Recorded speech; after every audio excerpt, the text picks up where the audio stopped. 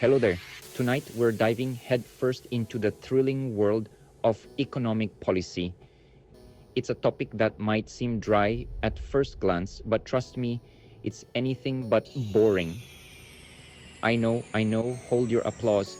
Economic policy might not be the most glamorous subject, but it's incredibly important. But before you reach for the remote, consider this.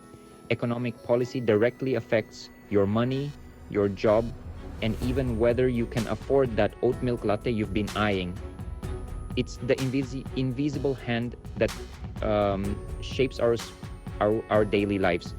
We're talking about the economic plans of Donald Trump and Kamala Harris. These plans are more than just political promises. They are blueprints for the future of America's economy. These two have very different visions for America's economic future.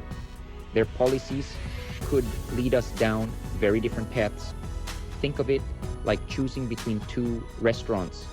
One promises a giant, greasy burger, the other a fancy quinoa salad. Each has its own appeal and consequences. Both might fill you up, but the after effects, well, that's a different story.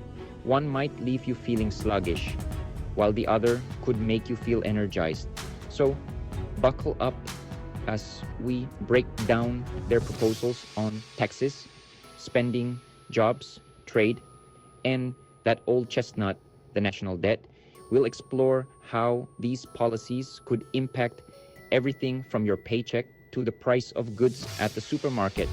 By the end, you'll be able to impress your friends with your newfound economic wisdom.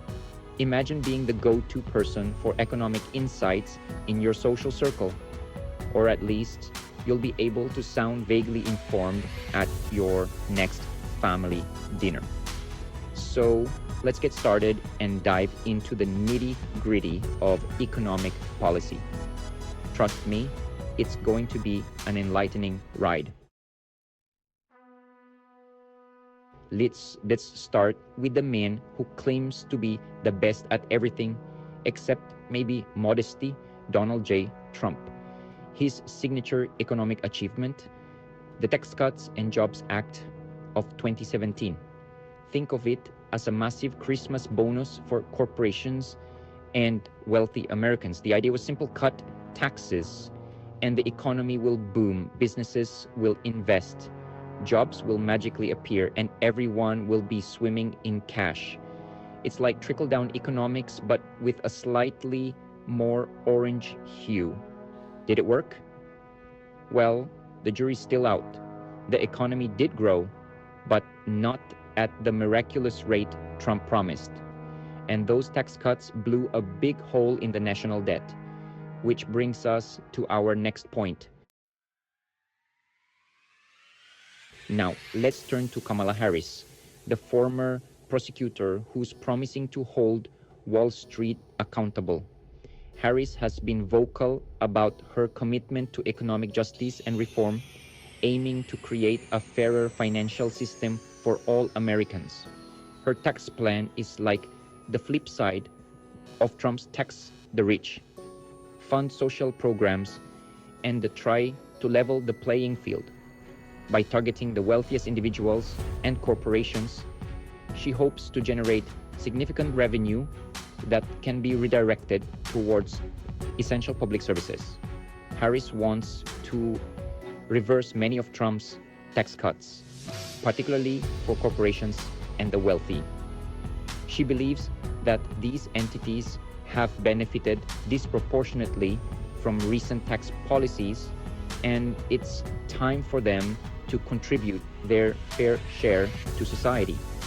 She argues that they can afford to pay more and that money can be used to fund things like universal pre-K, affordable housing, and of course, healthcare. These investments, she contends, are crucial for building a stronger, more equitable society. Lots and lots of healthcare. Harris envisions a future where every American has access to quality medical care, regardless of their income or background. Critics say her plan is too radical, too expensive, and will stifle economic growth. They argue that higher taxes on the wealthy and corporations could lead to reduced investment and job creation, ultimately harming the economy. Supporters say it's about time someone stood up for working families and invested in America's future. They believe that Harris's proposals will help reduce income inequality and provide much needed support to those who have been left behind by the current economic system. Who's right? We'll leave that for you to decide. The debate over how to best fund social change and create a fairer society is ongoing.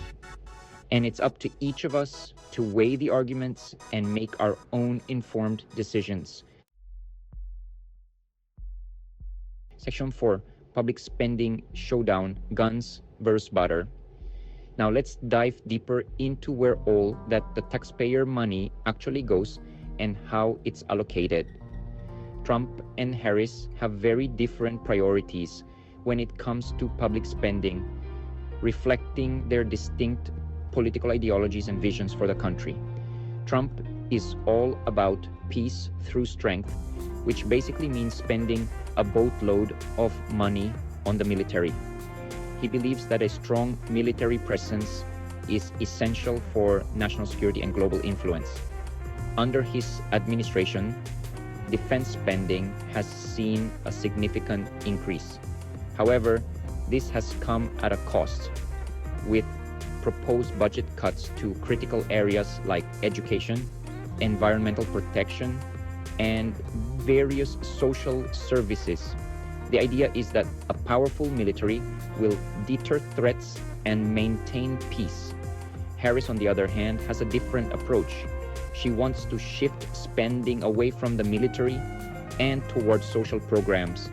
Her focus is on building a stronger society through investment in people and communities. She argues that investing in education, healthcare, and infrastructure is the best way to strengthen America in the long run. By improving these areas, she believes the country can achieve sustainable growth and a higher quality of life for its citizens. It's the classic guns versus butter debate, and it all comes down to your priorities. Do you feel safer with a bigger military or with better schools and healthcare? This debate isn't just about numbers. It's about the kind of future we want to build. Do we prioritize immediate security through military might, or do we invest in the long-term well-being of our society? The choice reflects our values and vision for the future. Section 5, Job Creation, Old Economy versus Green New Deal. Let's talk about jobs, baby, specifically how to create them. Trump's approach is pretty straightforward: deregulation. He believes that by cutting regulations on businesses, he's unleashing the American entrepreneurial spirit. Less red tape, more jobs, right? Harris, on the other hand, is all about the Green New Deal. This ambitious plan aims to tackle climate change and create millions of jobs in renewable energy, infrastructure, and other green industries. It's a bold vision, but also a costly one. Critics argue that it's unrealistic, will kill jobs in traditional industries, and turn America into a socialist utopia. Supporters say it's a necessary investment in our planet and our future. And Section 6, Trade Wars and Trade Deals. America First versus Global Engagement Trade. It's complicated. Just ask the guy who slapped tariffs on everything but the kitchen sink. That's right, Donald Trump believes in America First when it comes to trade. He's imposed tariffs on goods from China, Mexico, and Europe, arguing that it protects American jobs and businesses. Harris, meanwhile, is more of a free trader. She believes in working with allies and negotiating multilateral trade deals. She argues that Trump's tariffs are hurting American consumers and businesses and damaging relationships with key allies. It's a classic debate between protectionism and free trade.